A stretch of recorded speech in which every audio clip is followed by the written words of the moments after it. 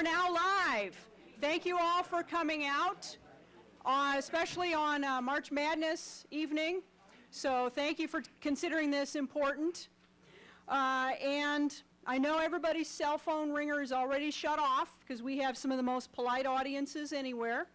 And I know everybody will be respectful of everyone else in trying to keep the noise down. We won't be throwing food, no fun like that. We'll have a nice evening tonight. My name is Kay Shelton, and I'm the president of the League of Women Voters of DeKalb County. We have a very busy night. I looked at a lot of the questions, got some really awesome questions. Unfortunately, we probably won't have time to read all of them. Just a little background on the League of Women Voters. It is a nonpartisan political organization for women, and men are welcome too. The League encourages informed citizen participation in government and works to influence public policy through education and advocacy. The League does not support or oppose any political party or any specific candidate. There are membership forms available tonight for anyone interested in joining. I will email you those to you if you really want to join.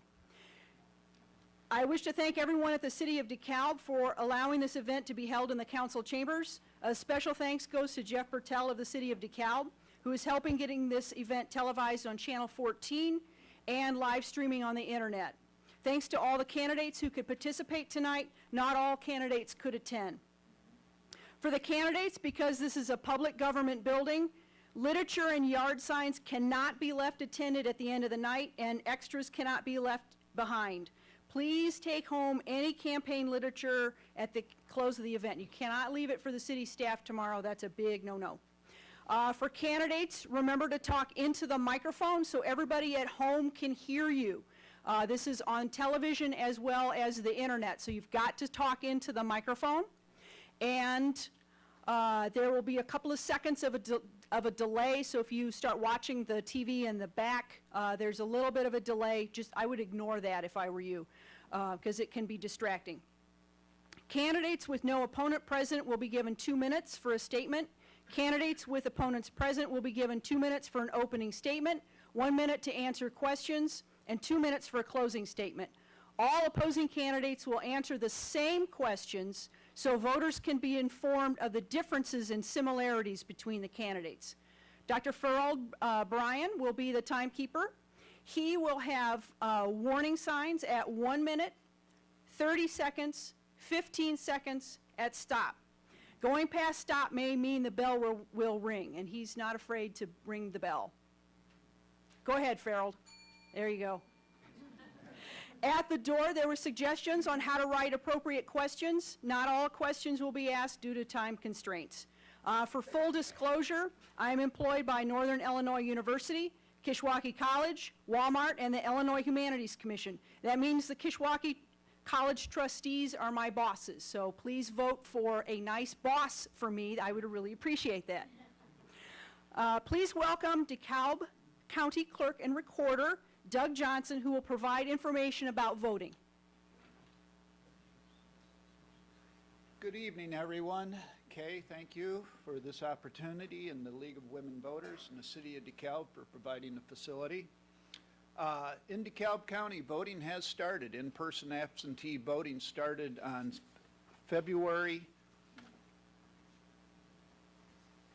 want to get my dates correct, February 26th, and it runs through March 20th, which means tomorrow.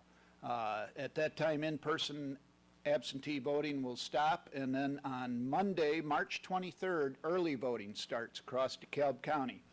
We have 4 early voting sites in DeKalb County. We have one at the Home Center at NIU in DeKalb.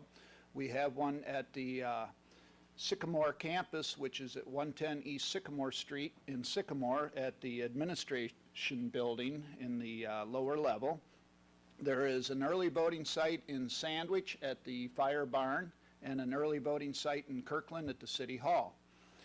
Sandwich early voting site is only for south end of the county precincts. Kirkland is only for the north end of the county precincts. But at Sycamore and at the NIU locations, anyone in DeKalb County can vote. And I want to stress our early voting. This is a great opportunity. It starts March 23rd, runs through April 4th. And anyone in DeKalb County can come and vote. And then you're done, and it's all done. You can also grace period register at my office and vote at the same time. If you haven't registered by now, you still have the opportunity to get registered and you can vote. In DeKalb County, we will, on April 7th, on Election Day, we have 42 polling places that handle 90 precincts. For a list of candidates, I want to stress also we have the website, DeKalbCounty.org, and then go to the elections homepage. We have all the candidates listed. We have the write-in candidates listed. There is sample ballots. And on that site, you can also locate your polling place if you don't know where you're supposed to vote. Tonight, I brought with me some cards that show all the early voting dates and times and places, and I also brought with me a list of all the write-in candidates. Another thing that I always stress and people get tired of, we need election judges, people. If anybody would like to be an election judge, please contact my office, 815-895-7147. I have election judge pamphlets here with me tonight. Thank you very much, and good evening.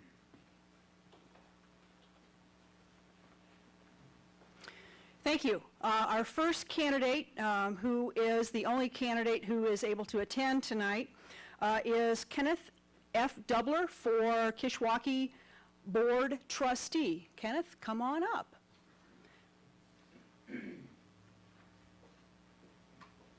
And you and everybody else just sit where they put your name tag, up here. Oh. I have to sit up there. Yes. You never want to be number one. Right, it's always hard to go first.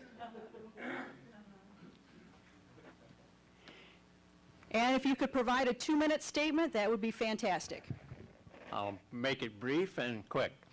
I have been a resident of DeKalb since 1970. I have been in DeKalb County the majority of my life. I believe in what is happening at Kishwaukee College as being one of the best educational things that we have ever had in our community. I've seen the college grow from 1968 when it began, and there's excitement out there. Referendum got passed in the 2000 easy way. The community and the government realized that the college needed funds to rebuild some of the buildings there, and there's a lot of support from the community, and I appreciate that. I have a very good fortune 2 years ago of being appointed to the Board of Kishwaukee Trustees. The reason I was appointed was that Mark Petrowski was going to the county board, and Mark resigned his position and the position opened, and I was offered the position and took the opportunity. So it's kind of fun to go on a two-year test drive and see what you think before you actually run for election. And quite honestly, I've gone through two votes that we had to go through with our unions. Both of those were very difficult, but we've achieved them. I've seen us go through 2 budgets during these 2 years, and quite honestly, it's been an enjoyable experience for me, so I look forward to having an opportunity to do that again now for the next 6 years. I appreciate your vote, and I thank you very much to the League of Women Voters for giving me an opportunity to come up here and introduce myself. Thank you.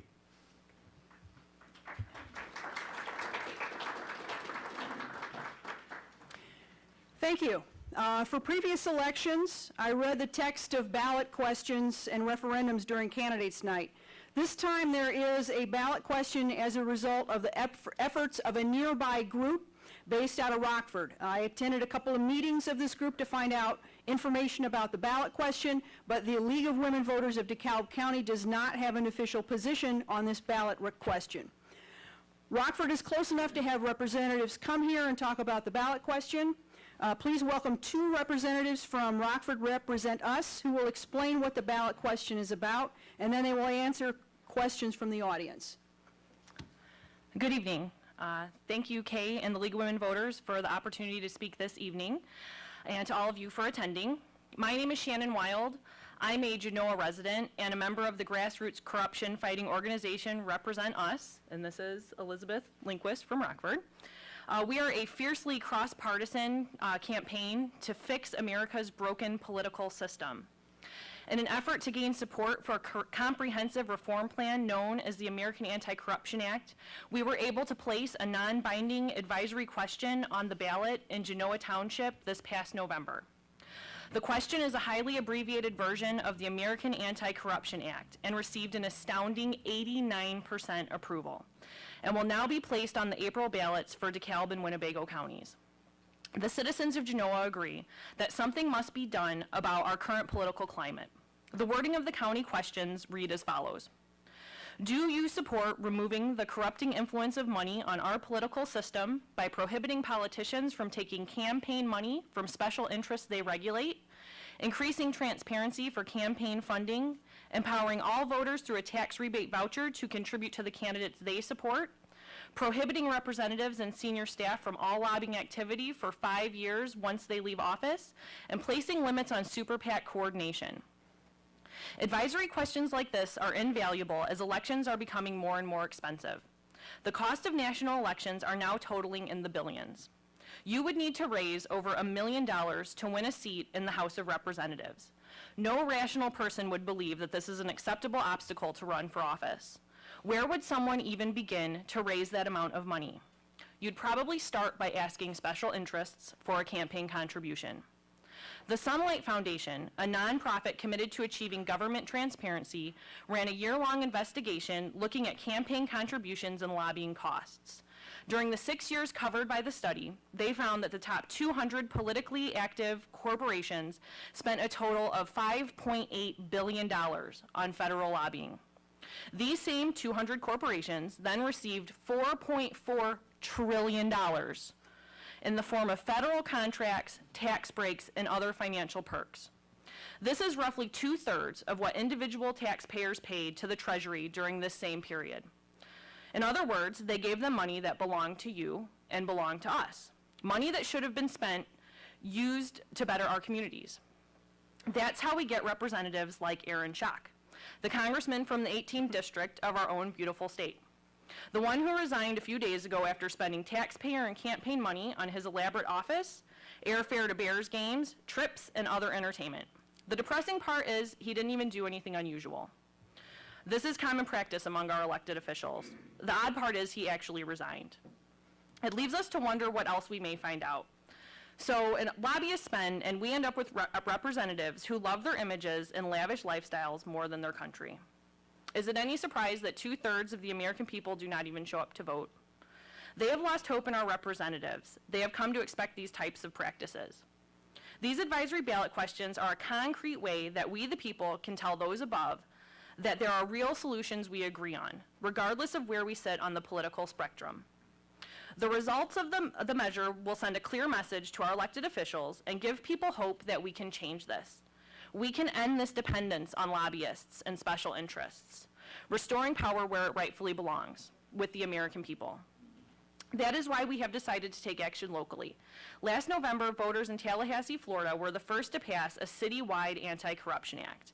And in another historic win, Missouri State Senator Bob Schaaf, a Republican from St. Joseph, introduced a statewide anti-corruption act in Missouri that would overhaul the state's ethics, lobbying, and campaign finance laws. We will build on these successes and eventually introduce this piece of legislation to our state and national representatives. Let's start a new era in politics, one where legislators hold the interest of the people they have sworn to represent over the interests of the few who fund their campaigns. That is what America deserves and nothing less. We will be hosting a forum specifically to address the public regarding the ballot question on Wednesday, March 25th at the Sycamore Public Library starting at 6 p.m.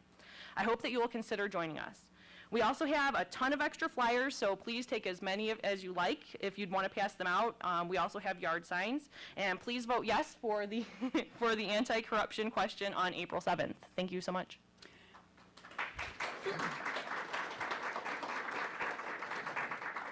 I have 2 questions from the audience, and you'll have 1 minute to respond. Is Represent Us supported by the Democrats?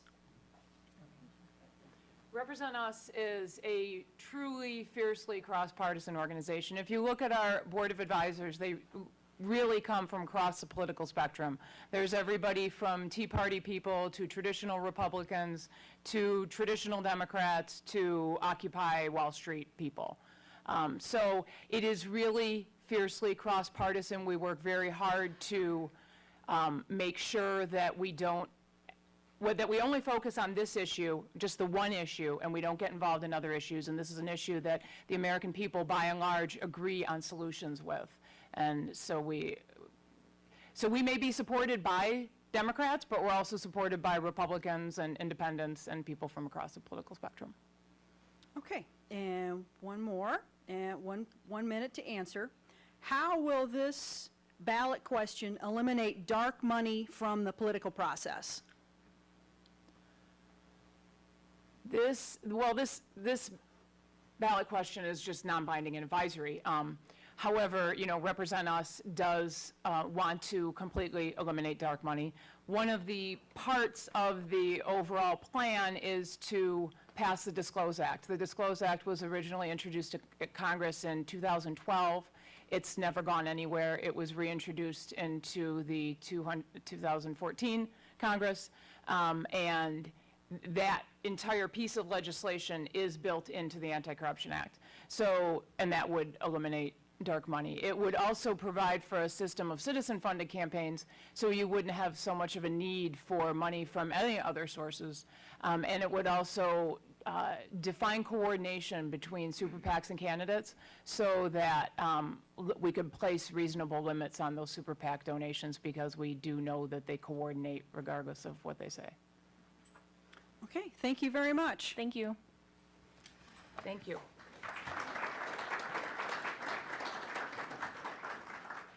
Next up, we have DeKalb Community Unit School District, number 428, school board candidates. And we have both kind of a mixture of people who are on the ballot as well as write-in candidates. Candidates, come on up. There will be 5 of you present. Find your name tag and sit behind it.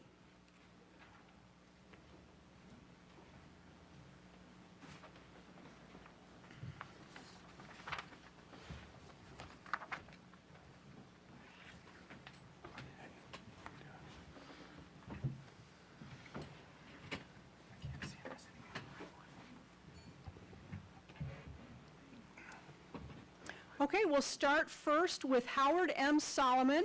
You'll have 2 minutes to give an opening statement, and we'll do some questions after each candidate has a time to do their 2-minute opening statement, and then at the end, each candidate will have a 2-minute closing statement.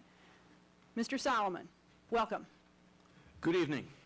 Thank you, Kay, for the efforts that have gone into producing this event, an opportunity to educate people about the upcoming election, and for all of the other efforts that the League of Women Voters has put into making us more informed citizens so that we can make better choices. My name is Howard Solomon. I am a resident of DeKalb and have been a homeowner in DeKalb since 1987. I am qualified to be a teacher, but currently am not one, the result of something called retirement that comes along and amazingly enough allows me an extra few moments. And I understand that school board membership can take all of those moments, so at least I have them now to give. Among my qualifications for this position, in addition to community college teaching, where I see the outcome of school district areas, I have a PhD in instructional systems design, a master's in instructional technology, so can help with the one-to-one agenda that was passed just a couple of days ago. I have training experience, teaching experience, instructional design experience, experience on the board of Habitat for Humanity, experience on the board of the Egyptian Theater in DeKalb.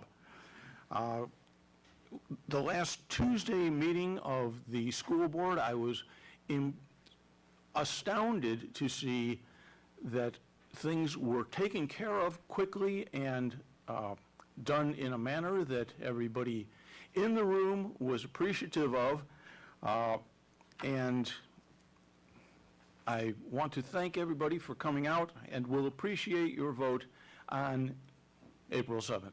Thank you very much. Next up, Mr. Kerry L. Malott, 2-minute opening statement. Thank you, Kay. Thank you, City of DeKalb, for using this room, and the League of Women Voters for organizing this, and anyone else that might have been involved. It's a great thing to be able to get the voters here and listen to the candidates and learn so they can post an informed vote on April 7th. My name is Kerry L. Malott. I live in Malta. I've been here since 1996. I have 4 children who are all now grown, but 3 of those went through the DeKalb and formerly the Malta school systems. And I've been involved with the schools here in Malta and DeKalb and Cortland for a little while now. I'm currently on the Finance and Facility Advisory Committee. I headed up a subcommittee that recently, last year actually, looked at that $21 million grant the state got us for construction as to how that should be best used. And I continue to be involved. I'll tell you the thing that really got me involved, and I hope you realize, like I did then, that about 70% of your property taxes goes to the school district. So it's a really big deal. A lot of people don't sometimes understand that. But that's what got me started, and I've been working with the advisory committee for 6 or 7 years now, I think it is. I've seen about 3 school boards in action. I go to every meeting, or try to. I've missed maybe a couple over that time span. And now I'm running for school board. I think it's prepared me, being on the advisory committee, to understand the issues and to do my best, if I'm elected to school board, to consider the various issues, and we have many now. As Howard mentioned, the implementation of the one-to-one technology that gives every student a computer that they will have with them at school and at home. That's a very great thing in an educational way, but it's also a very expensive thing. The recession has hurt us financially, and soon our bonds will be up for potential call and restructuring. We have many, many things to look at. But we do have a very good board right now, and I hope that if I'm elected, I'll be able to add to that. Thank you very much, and I ask for your vote April 7th. Okay, Mr. Ronald S. Adamson, Hi. 2 minutes. Thank you all for the opportunity to be here tonight. I can honestly tell you I'm honored and humbled to be here with everyone, and to even be considered to be a member of the school board. I've lived in DeKalb. I've been a homeowner here since 1998. I have 2 children in the school system right now. My daughter is 5, my son is 9, and to be honest with you, they are the reason why I'm running for school board. I bring with me a solid work ethic. I've been working since I was 16 years old, both in construction and manufacturing, specializing in waste reduction and lean manufacturing technique. I've worked in construction management, so I have a lot of valuable experience outside of the school district. And I'm just excited at the possibility and the opportunity that lies before us. So I hope that you'll consider voting for me on April 7th as a write-in candidate. Thank you. Is Christine Smith here? Going once, going twice? Would you tell us how many positions are open at the school board? Yeah. I don't have that sheet in front of me. Okay, so there are 4 school board positions open. Okay, so we'll move on to Mr. Rick Smith, 2 minutes. Okay, thank you, Kay, and thank you to the DeKalb County League of Women Voters and the City of DeKalb for making this event possible for all of us. No, Christine Smith is not any relation to me, by the way. But I mean, it's sort of what you're seeing here as far as the candidates so far is a mix of backgrounds and experiences, and I bring the same sort of a mix. I have a background in business management, a variety of roles, from budgeting to management experience, and you know, really, the real reason that I'm running is to help the current school board members, you know, continue to make good decisions. And I think, you know, that good decisions are really a consensual type at the end of the day. And so, by listening to the community, the school board members, the teachers, administration, trying to get everyone's input is going to really help us all to get to the best, final route to go. So I really hope that, as we move forward with all of the candidates here, we're fortunate from the City of DeKalb for us taxpayers and as parents. I have three kids in the school system. I really hope that we can draw on all our wealth of experience to make this a better experience for our kids, the best that we can. Really, and that's what we're here to do: maximize our kids' experience with a responsible eye towards the money that we have to work with. And so I look forward to that. And thank you. Okay, we'll start with questions. You have 1 minute to answer, and we'll kind of rotate these around, but with each candidate, you'll have a chance to answer the same question.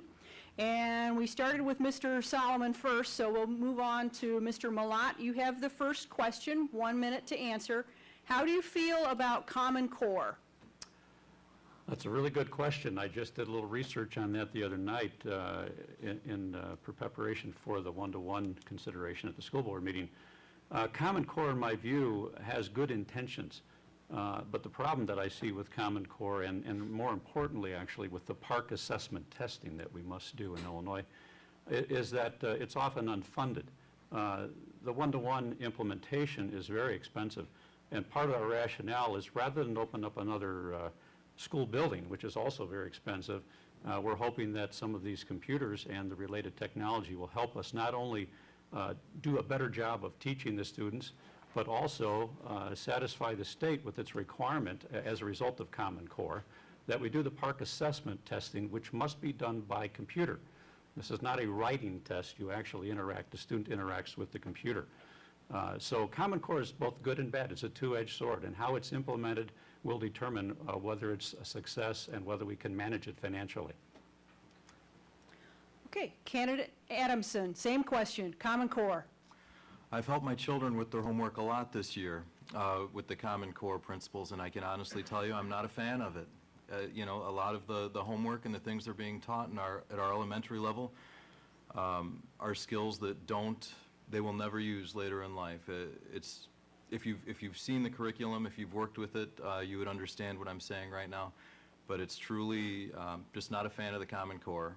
Like the one-to-one, but yeah, not a fan of the Common Core. Sorry. Candidate Smith, Common Core. I think that everything, does have its place. And certainly, students do learn better in different formats. And so while there may not be one right silver bullet, so to speak, I think that the Common Core, along with the park tests, does help achieve a balance, sort of a good system of checks and balance that must be in place. So, I think it's good until something better can be investigated and decided upon. I think it's necessary at this point. Okay, and candidate Solomon? The Common Core, as Carrie said, is a well-intentioned program. The idea of creating a more or less universal set of outcomes for students across the country is something that is desirable because it will allow for college placement, it will allow for employment, where people who do this kind of, from the receiving end, actually know what they're getting. And so it's good in that sense. But then, as Carrie said, the park test is absolutely awful. To give you an idea of how awful it is, I do have a PhD. I have written papers of over 100 pages in length. I know roughly how to be a literate person, yet I came through the sample test, multiple choice questions that were available online and found myself capable of entering 7th grade. That tells you there is something wrong. Thank you.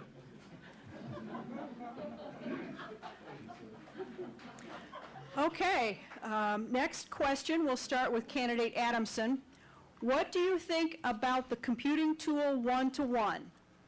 I think our children deserve the best, you know, as long as we can afford it. They deserve the absolute best, and it sounds like it's a fantastic program. You know, one computer for every child. That's wonderful. The big question on the table is how do we afford it? How do we pay for it in this district? Okay, Candidate Smith? My oldest boy actually was one of the kids that the one-to-one program was rolled out to. And so initially, after he had to carry around his laptop in his backpack along with his books and everything else, he got used to the load of it. I can see that he's really become accustomed to learning. It's so natural for them, really.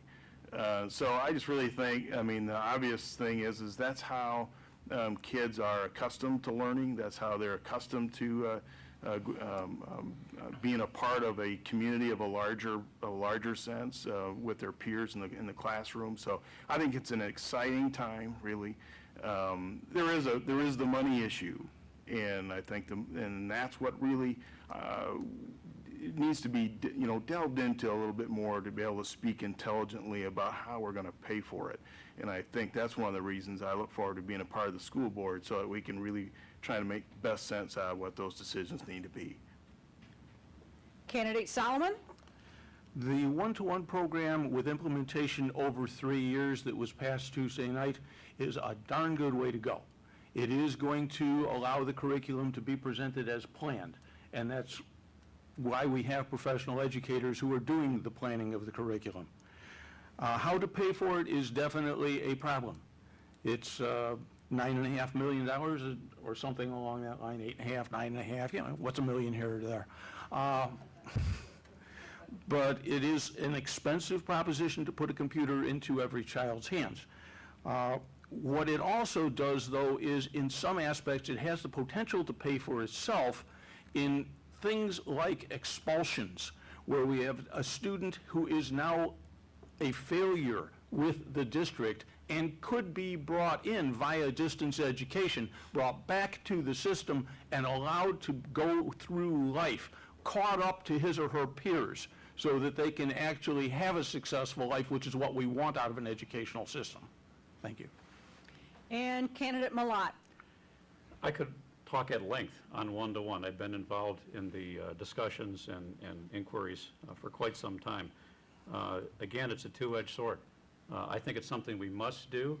I'm not happy about the timing of it. The park assessment is driving the implementation. It's forcing us to go fast when sometimes I think we ought to go a little more slowly. But it has great educational potential in terms of evening out the scores of what each kid gets. Some students don't do so well, some do very well. I've heard Roger Christensen, one of our science teachers, talk about how fantastic it's been. He's been doing this for several years, and how it allows him time to help the kids that have a little more trouble, and some of the kids that are exceptionally good are able to actually teach some of the middle range students. So it's a fantastic opportunity, but the cost is incredible. And the rapid implementation is something I'm a little leery of. I'd like to see us get more data back. We don't have very much right now, but we're moving ahead because we know it's the right thing to do. So there's so much more, but that's it for now. Okay, and Candidate Smith, you're first on the next question. There are projected budget deficits for the next few years. Should schools operate with deficit spending, how would you address budget deficits? Well, deficit spending is never sustainable, unless you're the federal government. But I think there definitely has to be all options on the table. I mean, there's been instances where other college towns similar to us have instituted a sales tax. I think while I am inherently against increasing taxes of any kind, I think that we have to consider it. And there's lots of other things when you talk about budget reductions and cuts and savings. There's things that you really can't speak intelligently about until you review the budget in detail.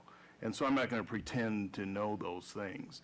I'll just say that all options should be considered, and a sales tax certainly would gain us some value as far as impacting everyone, especially including the students at NIU that have a tremendous amount of disposable income. Candidate Solomon, budget deficits. It costs money to produce education. It costs money to produce intelligent people. If you think that's expensive, try ignorance. Wherever we get it from, we're going to have to count on pushing the learning first. And deficits may be required. Education has to be the priority of the Board of Education. Thank you. Candidate Malat. Budget deficits are a real problem. DeKalb was running a balanced budget for a number of years. Now we're not. We're running anywhere from $1 to $3 million deficit per year for the next 5 years in our projections, which are based upon models. You need more information to have a better model. But anyway, as it goes now, things aren't looking so good. At this time, we're also implementing or trying to implement the one-to-one. That's also expensive. I think the biggest issue, perhaps, is Howard mentioned sales tax. There is a proposal by referendum to ask for a 1% sales tax countywide, which would be used for facilities only in all schools. That's a real two-edged sword also. Currently, most of our income comes from, our revenue in the school system comes from property taxes. But we've lost about 30% of the equalized assessed valuation as a result of the recession.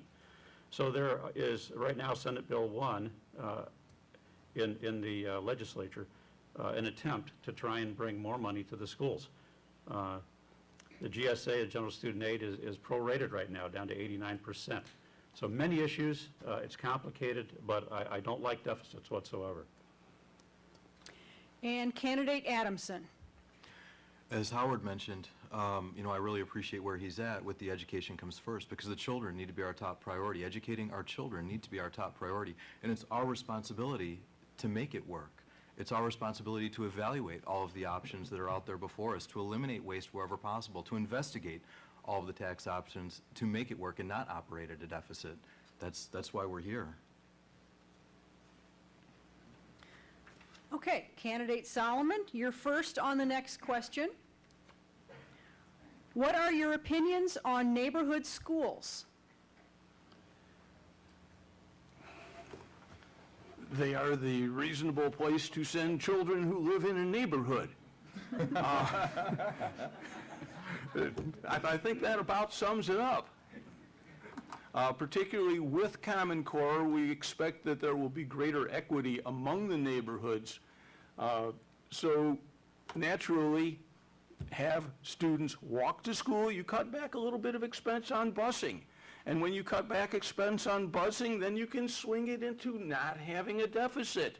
So neighborhood schools are absolutely the thing that we need to put together. Thank you. Candidate Malat. Neighborhood schools is actually what got me involved with the school district some years ago when restructuring and moving children around to different places was being discussed. I would very much like to see neighborhood schools. That's what I grew up in. I think it works well. But the reality is that sometimes our school buildings aren't big enough. In fact, one-to-one is being considered in part because we may have to open up another school building somewhere, which is very expensive and takes time. And so it turns out that sometimes you can't get into a neighborhood school. Sometimes someone comes to the neighborhood and moves in, say, late in the year, in the school year, and finds out that there are no seats left. And then they have to be what we call overflowed to the next closest school. Howard's correct, busing, moving the kids' transportation is very expensive. We'd like to cut that down as much as possible. So I very much favor neighborhood schools, but also realize that sometimes it just doesn't happen. But I would like to work as a school board member to try to make that happen as much as possible. Candidate Adamson. Neighborhood schools are a good thing. It develops a sense of community and a sense of relationship. Your children go to school, they see their neighbor kids at school, and they come home, they all play together. It reminds me about when I was a young boy growing up. That's kind of how it was. So it's a very good thing, and in effect, it's good for everything. It minimizes the busing cost, brings communities together.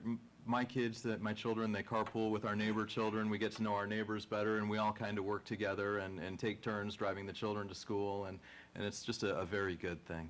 Thank you. And Candidate Smith. Yeah, I mean, I'll echo the neighborhood schools being a good thing. I think we have to be careful of trying to make sure that, we're in certain neighborhoods solely for the reason of a school being perceived to be better or in some way different than another neighborhood school.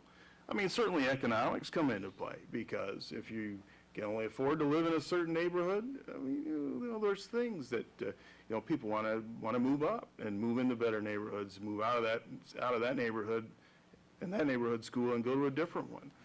So I think one of the things the school board is called to do is really try and make sure there's parity amongst the resources in all the neighborhood schools. And as long as that can remain in effect, I'm all for neighborhood schools. Okay, and 2-minute closing statements in the rotation. We'll start with candidate Malat. Thank you very much again to the League of Women Voters and to the City of DeKalb for the use of this space. I've been involved with the schools long enough now to have a pretty good sense for what issues there are and how it's dealt with generally. I would like to continue my work, only this time it would be as a voting member rather than as only an advisor. I'm glad that the learning curve for me won't be so steep, having been involved for this period of time.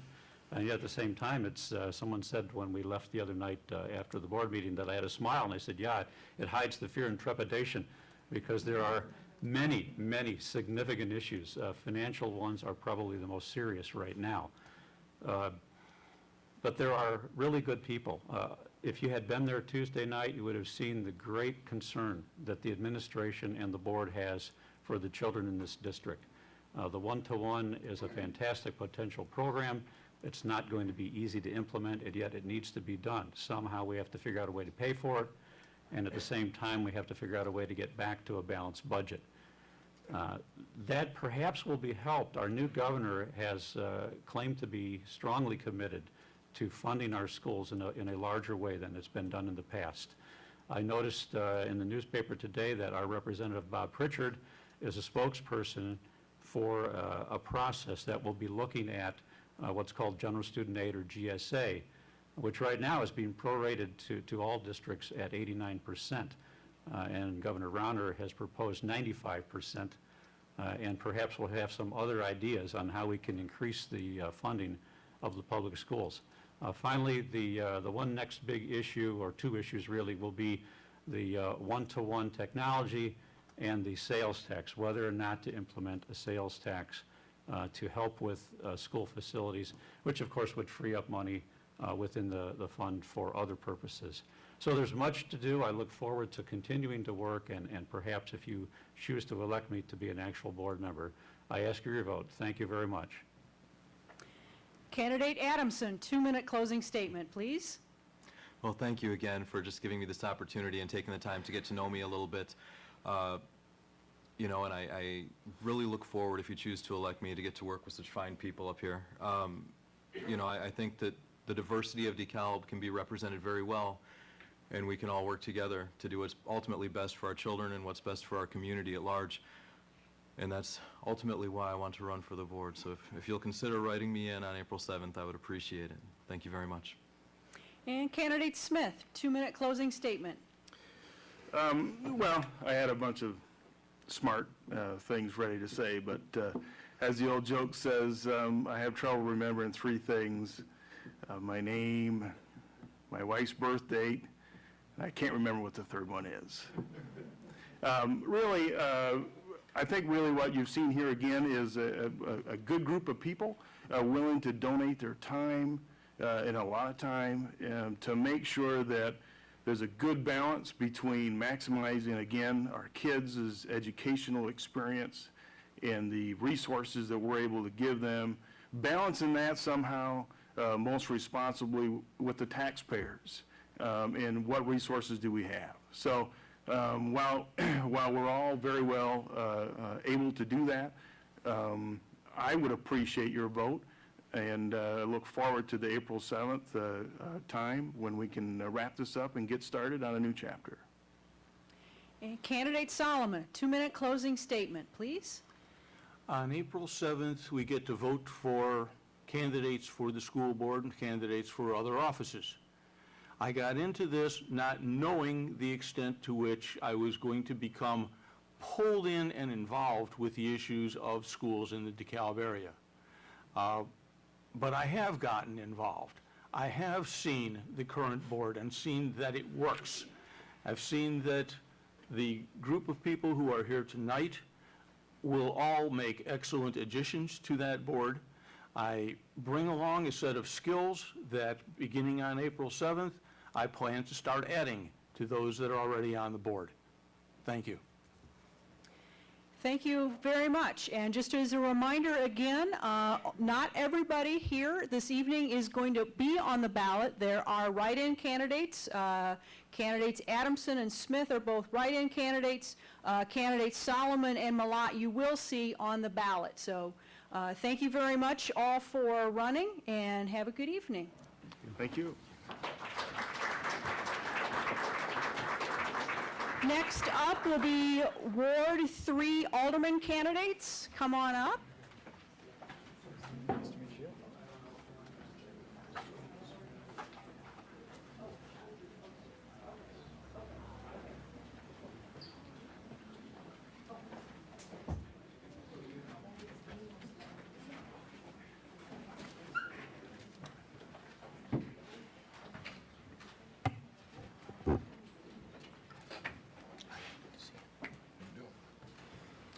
Okay, just as a reminder, there is a Ward 1 candidate. He is David Jacobson. He is running unopposed, so he already won. All he needs to do is just show up, and as long as he's the only one who votes, he wins. So he's here, but he's declined to talk. He's pretty much already wrapped it up.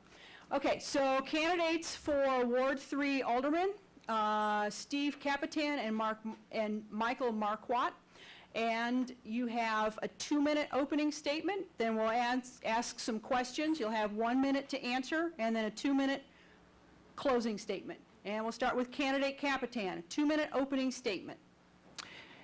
I'd like to thank the League of Women Voters and the City of DeKalb for providing the venue. This is the community space that is being used for the appropriate purpose. My name is Steve Capitan. I've lived in the 3rd Ward for 32 of the 35 years that I've lived in DeKalb.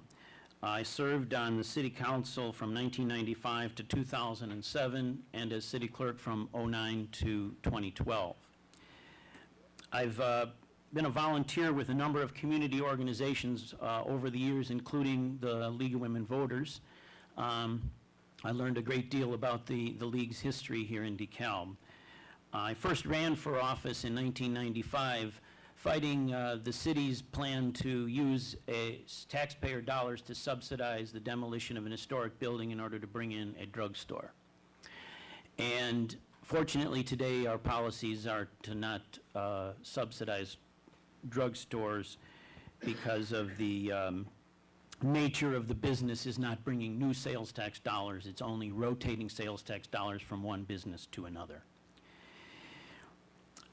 My priorities in office would be to balance the budget by July 1st. That's a requirement that we have a budget by July 1st. My priorities of investment would be infrastructure, both physical and human, and I want to focus on the website, improvements in the city's website, and the geographic information systems. I think that the improvements in the GIS system could improve efficiencies within the city as well. As far as subsidies are concerned, my record is to be very skeptical of subsidies and make a preference toward investing in the community and attracting development in that way instead of the handouts. Okay, candidate Marquardt. Am I butchering your name? Just let me know. 2-minute opening statement, please. That's fine. Yeah, my name's Michael Marquardt. You can call me Mike M. That's usually easier for most people and works better. Thank you to the League and to the city for providing this space tonight so that we might present our views to you and you can get to know us better. I moved to DeKalb in 1989, became a resident of the 3rd Ward in December of 1993. I currently work as an office manager at Kishwaukee Country Club. I have worked in office management for the last 16 years.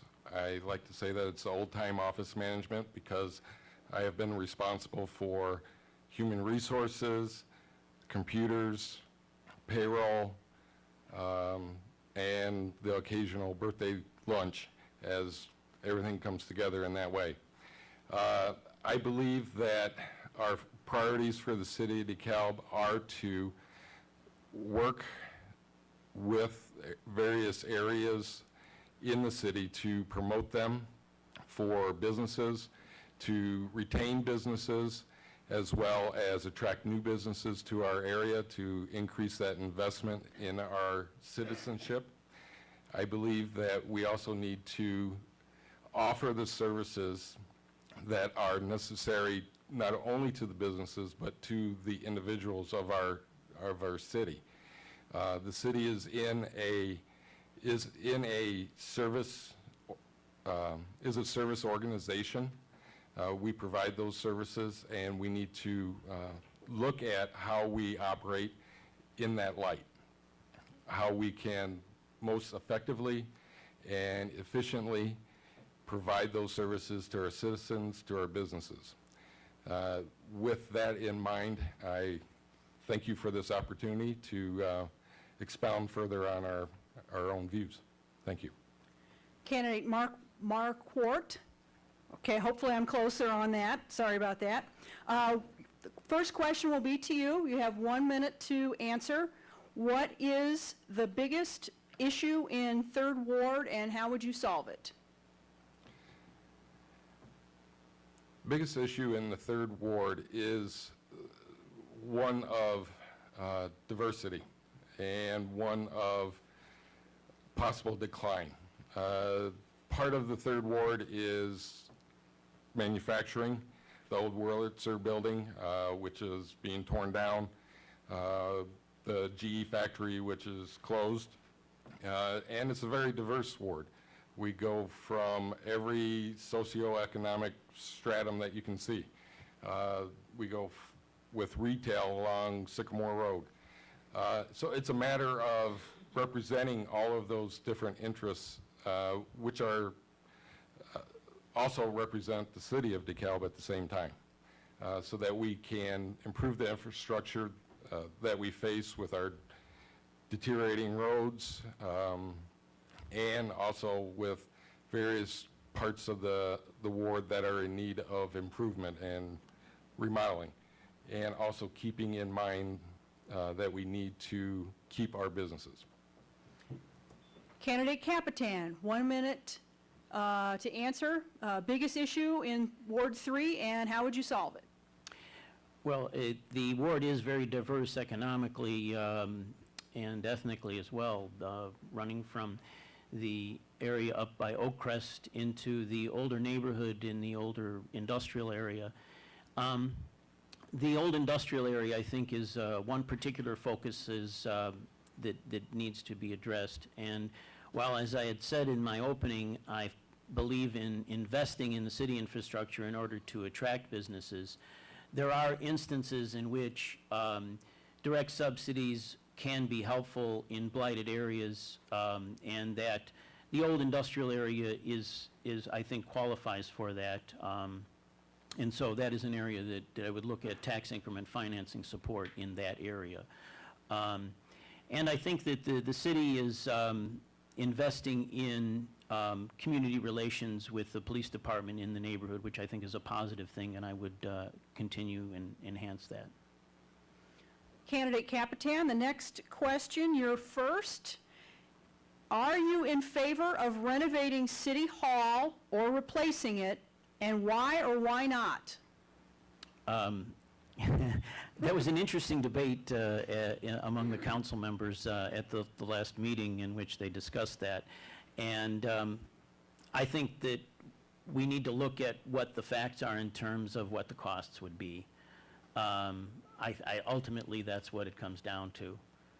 And I think that we need to have that expert advice, although I was skeptical, as were some of the council members, that having hired people already to do preliminary work on some of that we needed to spend another $80,000 in order to do the final piece of it. It seemed excessive to do the final piece. That sounds like a figure that's more associated with the entire study. So I'm skeptical about the amount, but it needs to be assessed before we decide. And candidate Mike M., I'll go with that, because I will get that one right. Question is for you.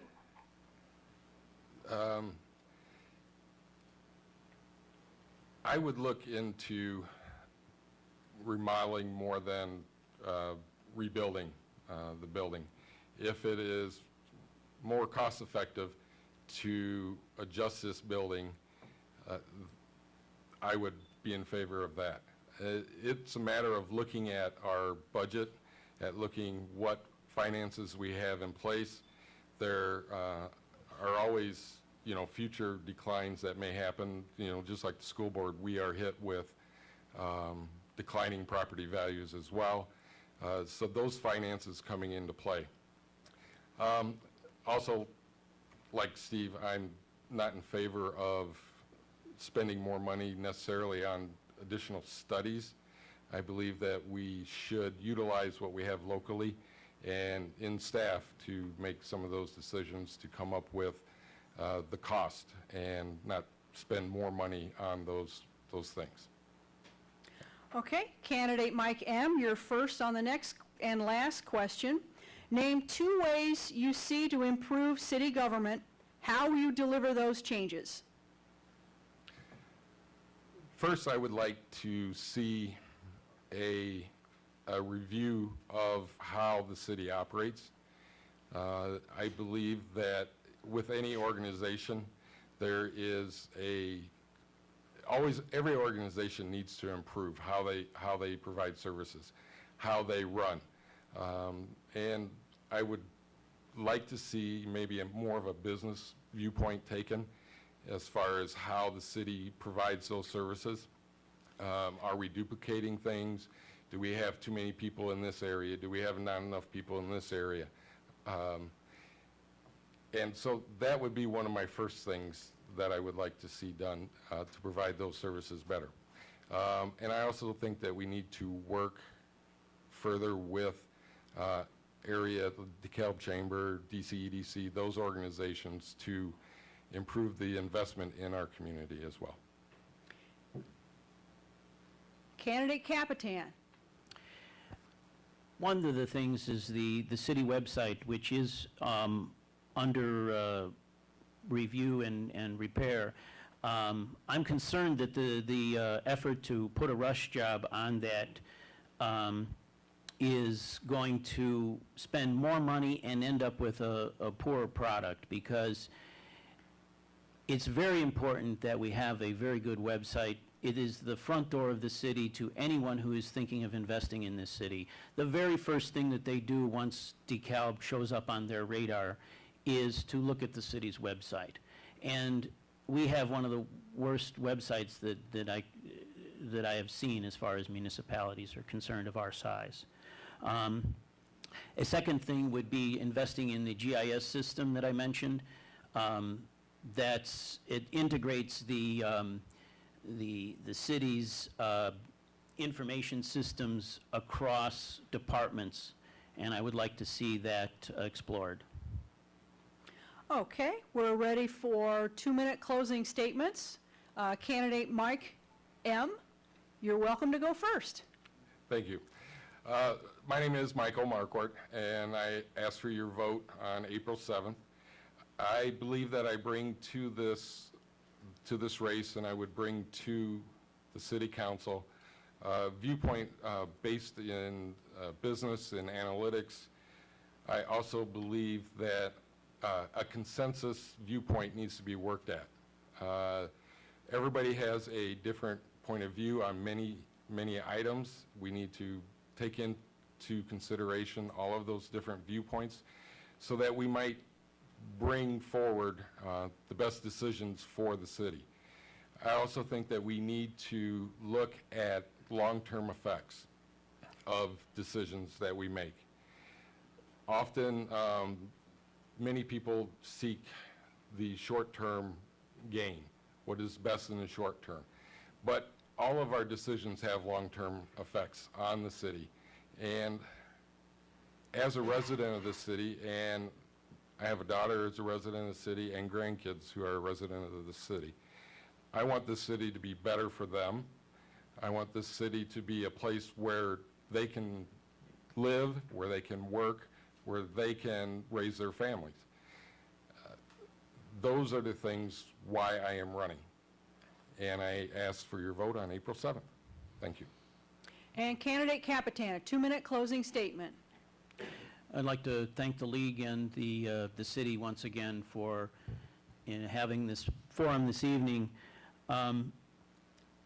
Many of you know me from my past time on the council and my infamous time as city clerk. I think that people know that I've been a dedicated person and would put this dedication into this office, that I'm not a rubber stamp, that I would examine the issues and make the judgments that I think of where they would be in the best interests of the city.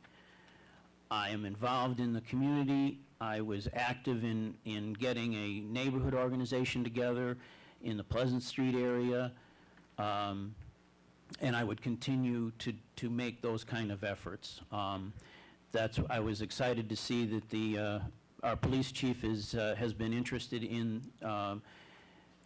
strengthening community policing. I think that's a very important effort and to make that kind of outreach into the community, especially with what's going on elsewhere in the country, that's not something that would happen in DeKalb. And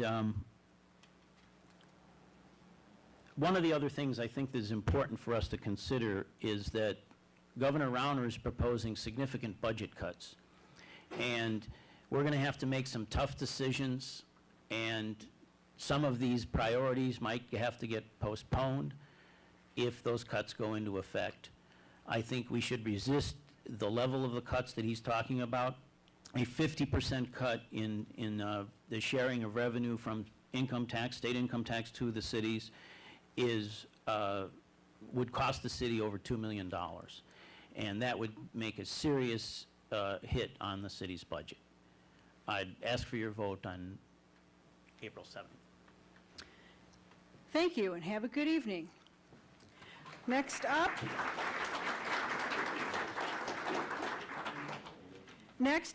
are Ward 5 Alderman candidates. Please come on up. And there are more of you, so we might ask one additional question so we have a little bit more of a trade on who gets stuck going first.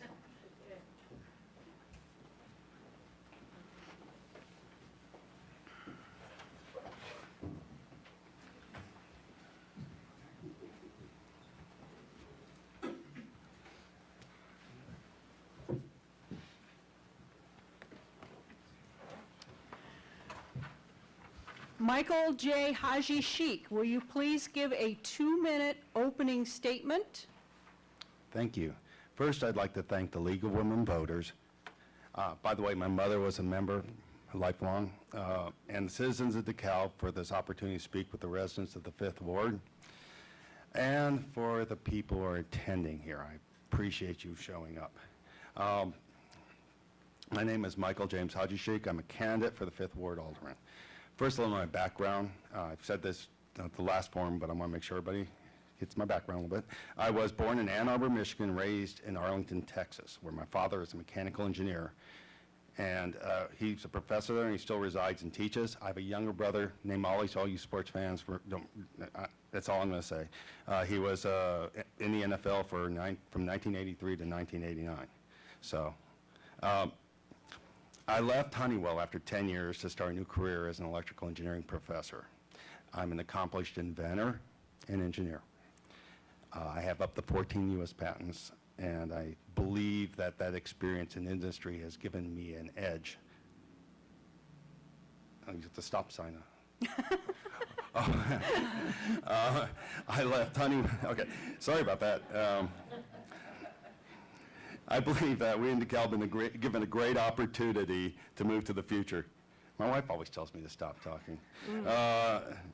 For example, we're positioned at the crossroads of the Midwest with ample water resources, plenty of land, good quality renewable energy, and an educated workforce, a very well-educated workforce. If we add the high-speed fiber that we brought into this community from the federal money, we can take the people at NIU and really leverage that. Our city's facing difficult budget times, but so are our homeowners. So I'd like to freeze the property tax portion at this moment at the city. Our city must be prepared for the new budget realities, Governor Ronner. Cameron Zelaya, welcome this evening, and it's your turn for a 2-minute opening statement. Well, thank you very much, Kay, and thank you very much to all the citizens for coming out and being informed and learning about all our different positions. And thank you very much, of course, also to the League of Women Voters and the City of DeKalb for hosting this wonderful event. My name is Cameron Zelaya, and as you all know, I'm running for Alderman of the 5th Ward. I'm originally from DeKalb. I graduated from the old DeKalb High School back in 2008, and I had the wonderful opportunity to grow up with many of the children who currently are the sons and daughters of the residents of the 5th Ward. So I know quite a few people in this area. Upon graduating in 2008, I went down to the University of Illinois down at Champaign-Urbana. Graduated with a degree in sociology, and then I was off to Washington, D.C., where I served as a legislative intern in both the Senate and the House of Representatives. In September 2013, I returned to DeKalb, my hometown, to serve as the in-person counselor with the DeKalb County Health Department. In this role, I serve with a wide range of groups, and as well as assist all the people over DeKalb County if they are seeking assistance in finding affordable health coverage. Through this position, I have worked with some of the groups such as Kishwaukee Community Hospital, Kishwaukee Community College, Hope Haven, Conexión Comunidad. In this position, I've learned a great deal. I've learned that being an avid listener is terribly important when you want to serve the people of a community. Listening, working collaboratively, understanding where people are coming from. These are the skill sets that I hope to bring to the aldermanship, if given the honor. I've been in this area for quite some time, as I've mentioned. It's a wonderful community. I'm delighted to say that it's my home. And I'd like to work to continue improving the City of DeKalb, and I'm always looking for more thoughts and ideas from the residents on how to best do that. The most important thing in my mind, if I'm honored with the position of aldermanship, is honestly and openly representing the voices of the people who reside in the 5th Ward. Thank you very much for your time, and I would greatly appreciate your support come April 7th. Thank you very much. And candidate Kate Noriko, you have a 2-minute opening statement. Hello. Thank you to the League of Women Voters for facilitating this candidates' night and to the City of DeKalb for providing the space. I am Kate Noriko, and I am running for Alderman in the 5th Ward because I want to contribute my knowledge and skills from professional experience and community involvement to improving economic opportunities and the quality of life in DeKalb. I spent over 25 years as a human resources professional and director. I negotiated with employees and managers and developed consensus solutions. I carefully researched complex issues and decided on solid courses of action.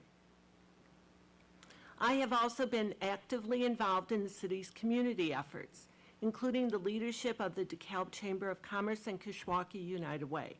I continue to serve on the 4C Board of Directors. These activities have enabled me to understand concerns of DeKalb's businesses and its residents.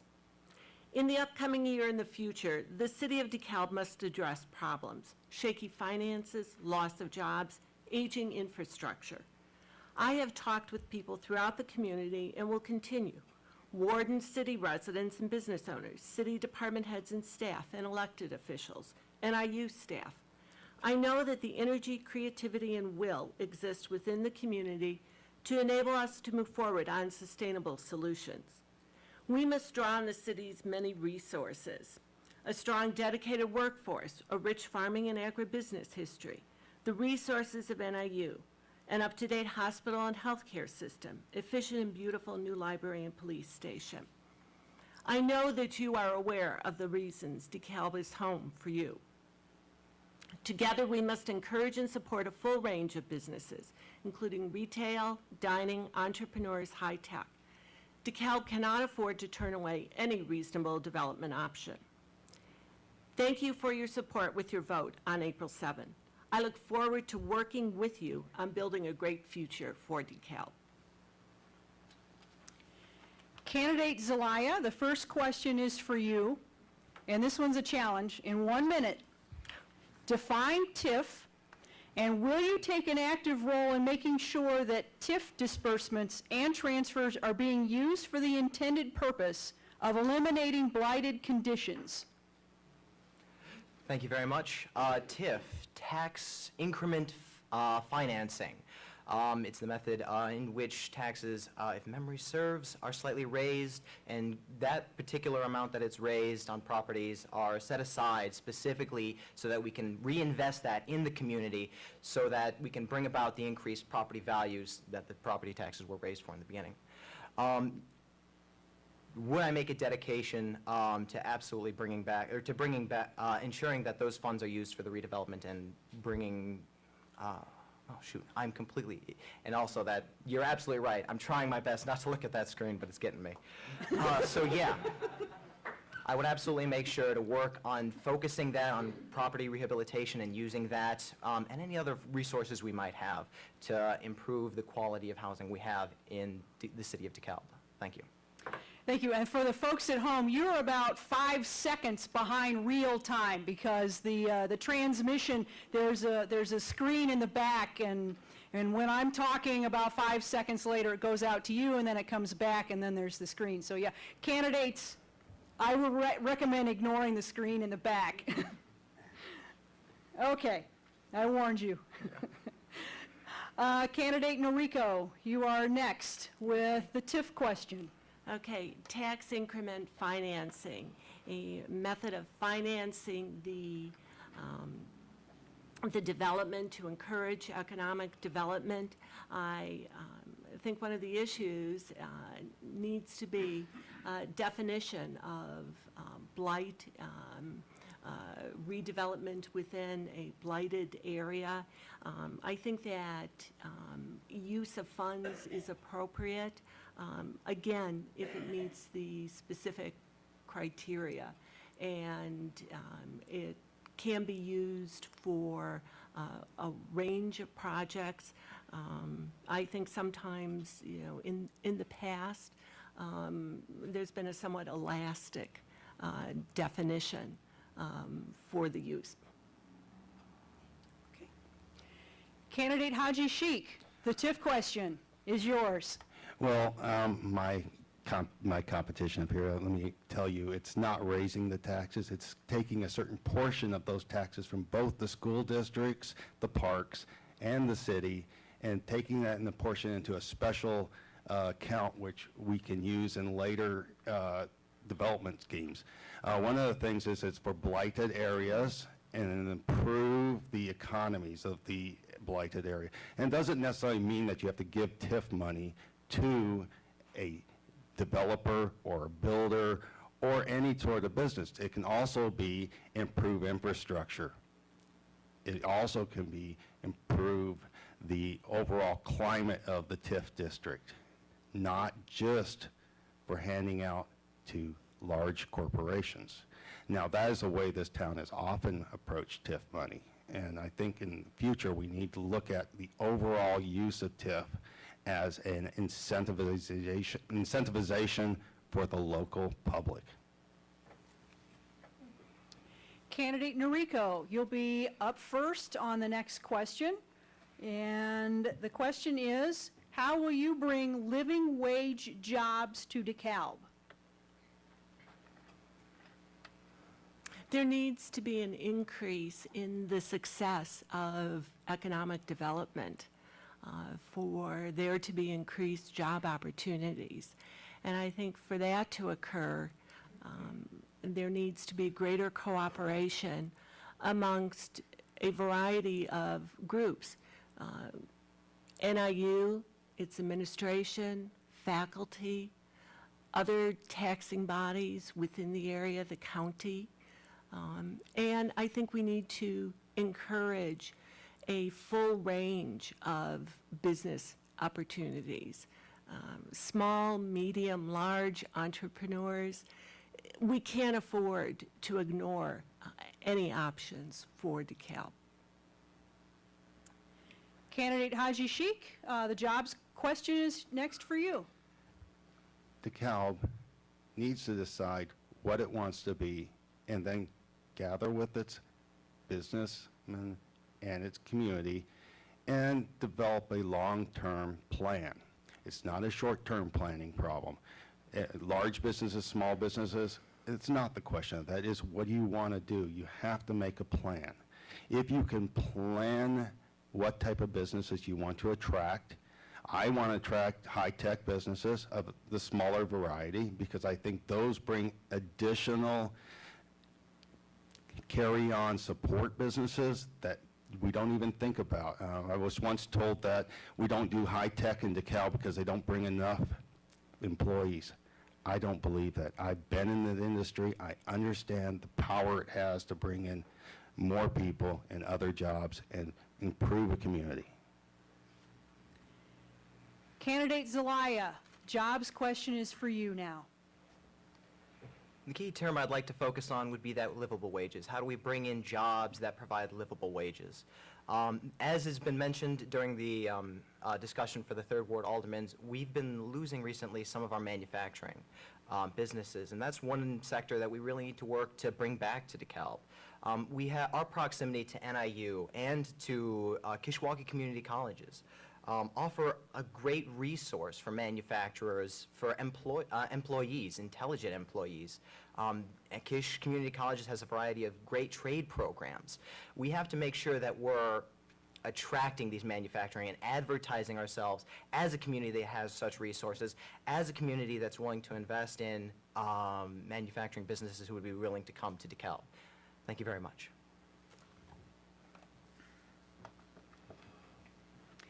Candidate Haji Sheikh, you're first on the next question. What, if anything, would you do to cut or reduce to lower taxes? First, I'd like to start looking at the duplication, the upper management, because most of those jobs have the highest impact, cash value. Then I'd start looking at contracts, excess contracts, contracts to do things like figure out whether or not we want to replace this building if the furnace breaks. All those little contracts add up. There's about a couple $100,000 right there in dollars. And it's not enough to fix everything, but once you start working your way through the system, work at the top, go down. Typical thing for a city is to try to cut down at the bottom and preserve the top. Businesses flatten the top before they start going to the bottom. Thank you. Candidate Zelaya?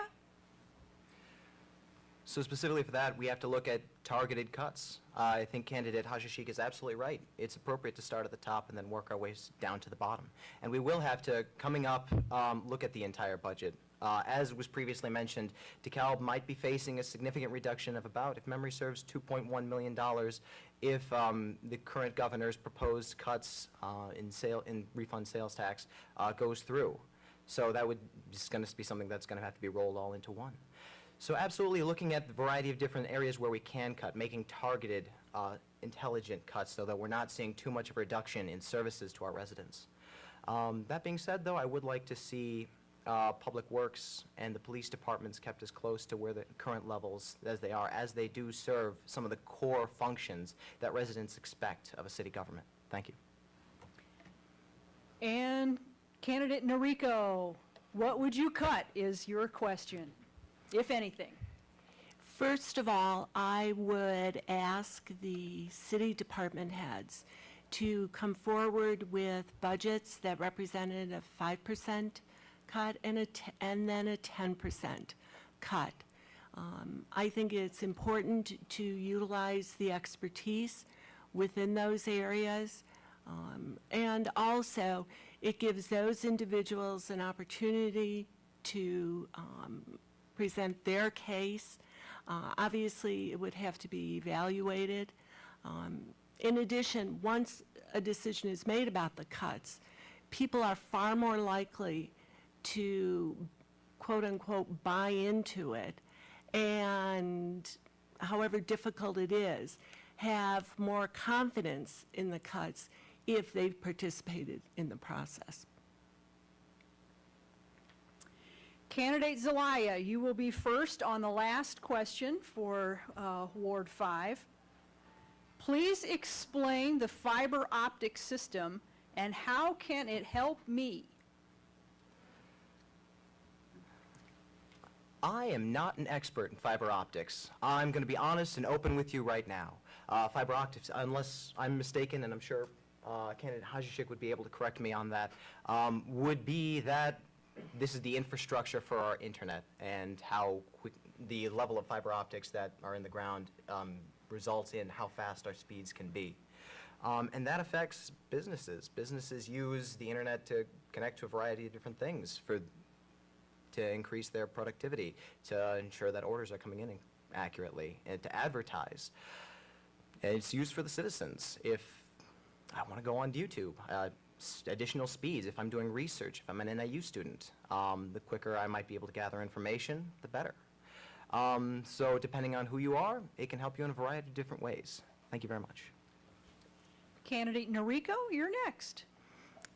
My understanding, and I agree with Cameron, or concur with him, I am not a technical expert, but my understanding of the fiber optics is that it provides the infrastructure for the computer connectivity, and it obviously would be a feature of the city infrastructure that would be looked at very closely by any, not only a high-tech firm, but at this point, almost any firm coming here that does have technical needs. Thank you. And for the closing 2 minutes, oh no, did I forget somebody? I'm sorry. Candidate Haji Sheikh, the question is yours now. Fiber optic system that was put in by the federal government and run by the county is a system of basically light pipes, if you want to say it that way. What it is allows light to communicate, or allow us to communicate on waves of light. And it's very, very fast.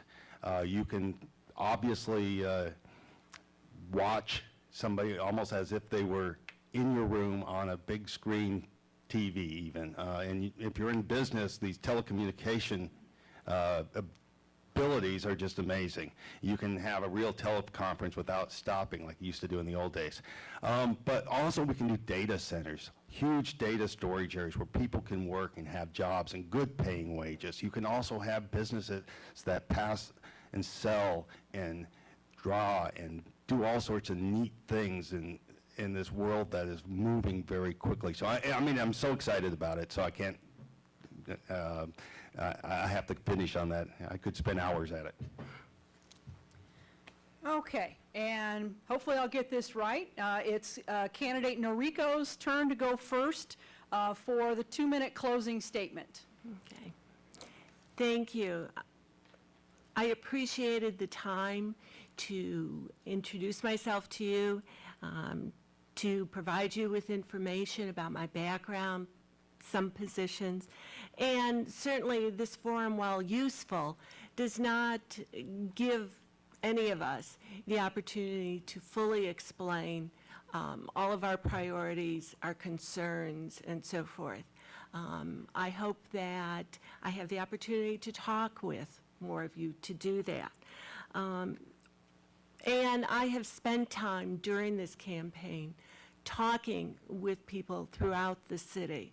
And that's been important for me to learn about concerns, issues, to gain knowledge, and clearly some more knowledge about fiber optics, for example.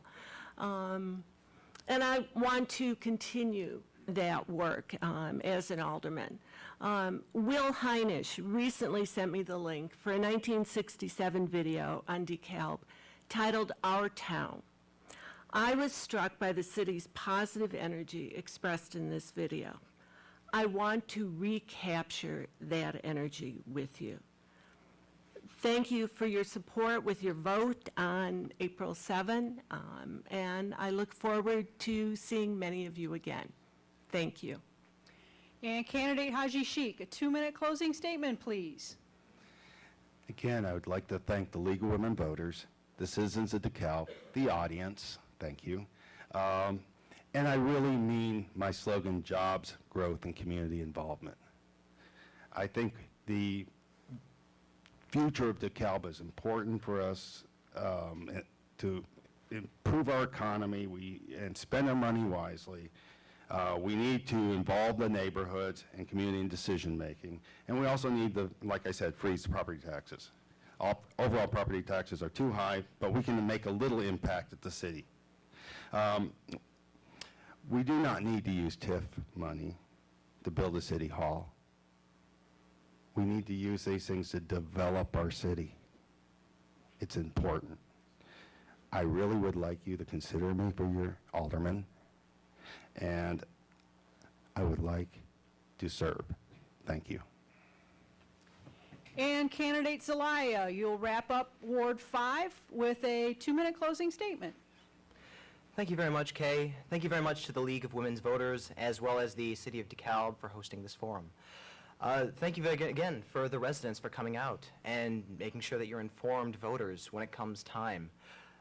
It's been a great opportunity for me to begin going around, meeting the people, meeting the residents of DeKalb, to see what their concerns are, to see where they would like me, if I'm honored with the position, what they would like to see me accomplish in city government. One of my focuses has been to make DeKalb a more attractive community so that we can attract young professionals, bring them here and diversify our tax base as well as we can if we can attract manufacturing. Any other ideas that citizens in the area might have on improving that, I'm always open to listen to. I hope to be a collaborative force on City Council. I hope to make sure that it can work effectively, intelligently, and not having any redundancies like spending money on studies that we may have already done or might be doing in a cheaper way. And I hope to do the best I can to meet your expectations that you would have of me or anyone who might fill this position. I would greatly appreciate your support. However, at the end of the day, the most important thing is that your voice is heard. So please make sure to come out and vote on April 7th. Thank you for your time. Thank you, Ward 5 candidates, and best wishes and good luck.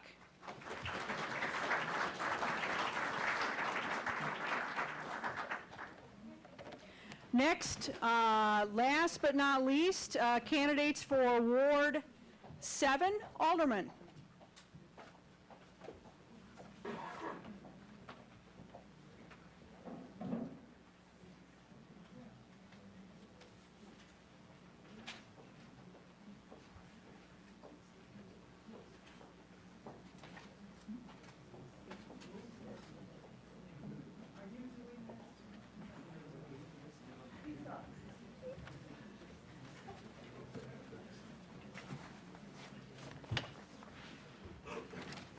There are fewer of you, so we'll go back to asking 3 questions instead of 4 questions like the last group.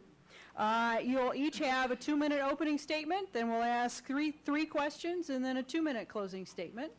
And candidate Monica M. O'Leary, please give us a 2-minute opening statement. All right, thank you. I would like to say thank you to the Women League for allowing us to come out this evening into City Hall. My name is Monica O'Leary, and I have been a resident of DeKalb for 31 years now. I came here to go to school, and I just fell in love with DeKalb, and I have been here ever since. I'm a mother, I'm a wife, I'm a minister. I have 10 beautiful children. I am a business owner. I currently sit on the board of the Community Service Block Grant. I also am a director of Christian education at our church, and I am just I'm running again for alderman of Ward 7. I just want to be a voice for the people of DeKalb in our ward as well. I'm also concerned about the crime and the safety. I'm also concerned about our budget and our spending here at the city, and also economic development through small businesses. And thank you very much. Candidate Craig S. Roman, a 2-minute opening statement for us, please. Thank you, Kay. Good evening, everyone here and at home. I would like to thank the City of DeKalb and the League of Women Voters for hosting us tonight. I am Craig Roman, and I want to be your next alderman of the 7th Ward. I am running for the alderman of the 7th Ward because I believe that we need a more transparent and open government. I believe that your alderman should be your representative, and I believe that an alderman is the voice of the people. How can they truly represent you when they don't talk with you? They don't inform you. I would have quarterly meetings in local establishments opening the dialogue between you and me. I promised that I would begin these meetings even before I am sworn in the office. If and when I win, I will hold a meet and greet after April 7th so we can get to know each other and start off on the right foot. I want you to know that I want open lines of communication. Throughout my professional career, I have always found the need to inform. I want to bring that attitude to the office of alderman. I've provided my information from my professional career. If you would like a copy, I have some available in the lobby.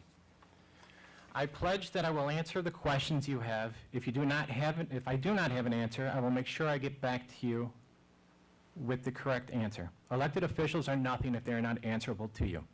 Thank you for your time, and I hope I have provided enough information to earn your trust and your vote. I am Craig Roman, and I ask for your vote on April 7th. Thank you. Candidate Roman, the first question is for you. You have 1 minute to answer. Are no-bid contracts ever appropriate? Under what circumstances, and why or why not? I believe a no-bid contract does not offer competitiveness within the city.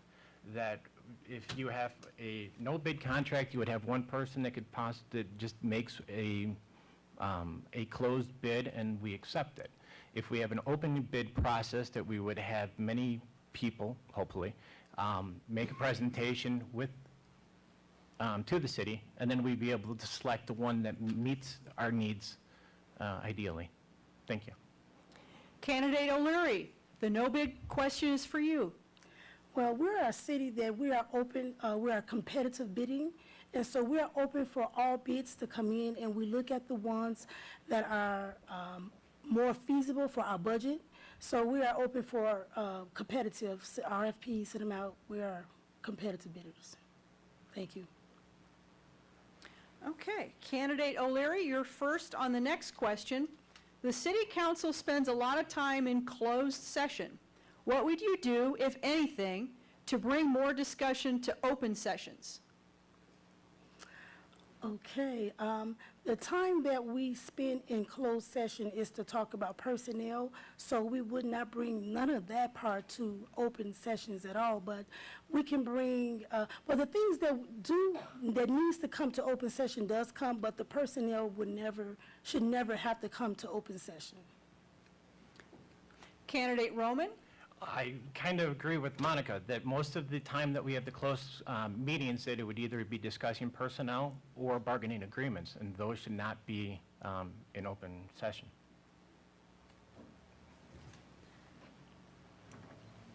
Candidate Roman, the last question, you'll be first on it. Will you work for the little guy, and how will you do that? Oh, if you didn't listen to my opening statement, then, yeah. In this city, that the elected representatives would be the voice of the people. If you're not going to be the voice of the person, how would you know how to speak for the person if you don't communicate with them?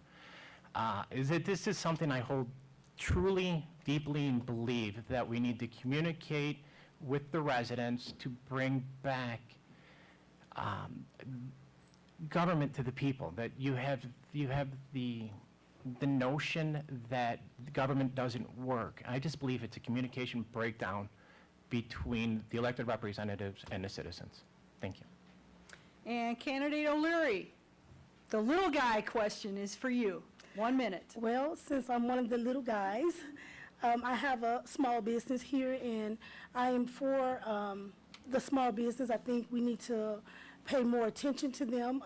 The small businesses are the ones that have formed this city, this town, and I think we need to invest in them. You know, we have a lot of big companies that come in and we invest in them, but I think we need to spend more time investing in the little guys in our city. Thank you. And Candidate Roman, you will start us off by wrapping up and give us a 2-minute closing statement, please. I'll give you a 30-second. Thank you all for attending this evening. I hope that you have learned more about us, the issues, and how we each plan to serve you. I hope that you feel secure in the information that I have provided, and I hope that you vote for me, Craig Roman, on April 7th. Thank you. And Candidate O'Leary, you have up to 2 minutes. Thank you again to the Women League, and I would just like to say that I always felt like DeKalb was a place where you can come and grow. When I came here, you know, I came for school and I stayed, and I had my family and I raised them here. But I feel like DeKalb was a place if someone needs to get on their feet, this was the opportunity they could come. When I came here, you know, I had a point in my life where I was homeless. I stayed in the homeless shelter for 2 months, and then I moved and I lived in the University Village. But from then, you know, I own my own home, I have my own business, and so I always felt DeKalb was a place if anyone needed to get on their feet, this was the place. And so I really love DeKalb. DeKalb has changed. There's things that's happening here. We have businesses moving out. And I think we need to reinvent ourselves. We got to do something to reinvent ourselves, not only for our community, for home, but also for our children. We need things for our children to do. We need to keep our tax dollars here in town, and we need to put a hold on property taxes. No more taxes. Thank you. Vote April 7th, Monica O'Leary. Thank you. Thank you, Ward 7 candidates. Have a good evening. Thank you.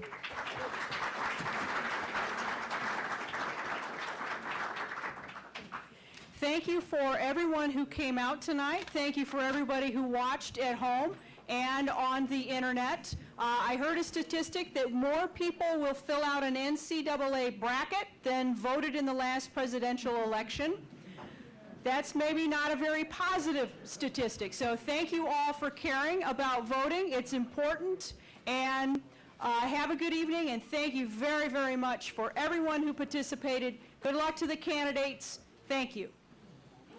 Thank you.